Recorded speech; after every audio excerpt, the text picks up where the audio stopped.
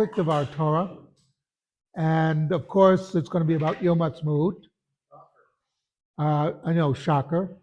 But all joking aside, the name Yom Ha'atzmaut, Etzem in Hebrew is a bone.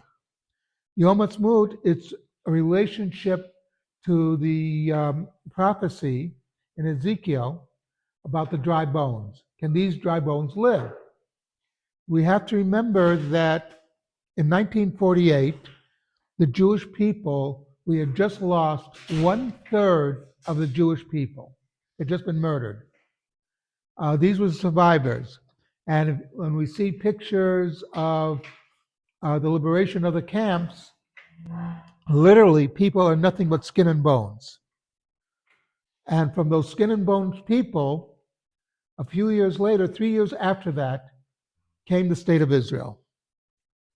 And that in itself was a miracle. To add to, and this was a recognition. Now, also, we are in the middle of the Omer, as I've been mentioning. This is the 20th day of the Omer.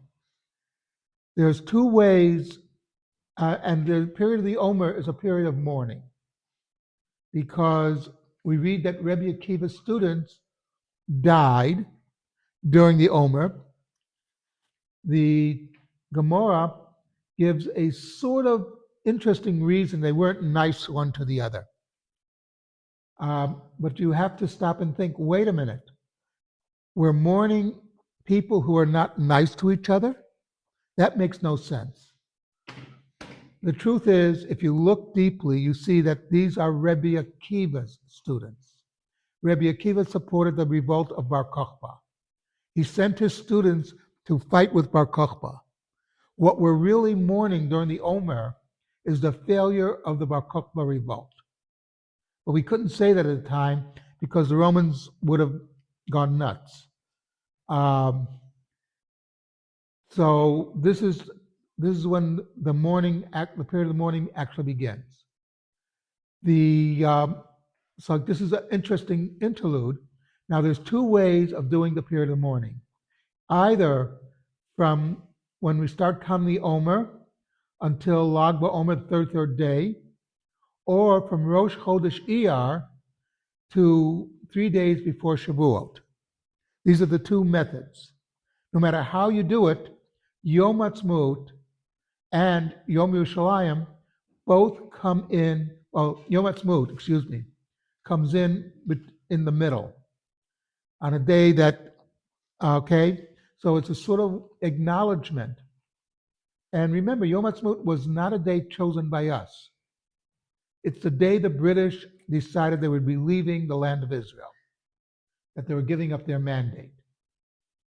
So in other words, it was God choosing the day, if you will. And that's something also important, that it's not a day, and yes, the founders of Israel, not perfect people. Many of them were anti-religious. This is all true.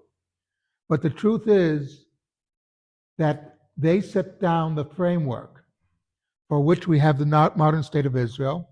Today, one of the most powerful nations, considered to be one of the most powerful nations in the world. And those nations which mistreated the Jews or ignored the plight of the Jews during World War II, the British, the French, etc., the British Navy, which once ruled the seas, now has more admirals than they do have ships. Which is a very interesting thing. The point is meanwhile, Israel, which in 1948, if you'd asked any military person what would be the chances of Israel surviving, they would have said, no.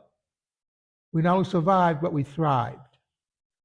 That we are now thriving as Jews. We're celebrating the 78th anniversary of the founding of the State of Israel. The state is becoming stronger and is a nation to be contended with. And it came from the dry bones of the Jews after 1945 that they realized we have to build our state.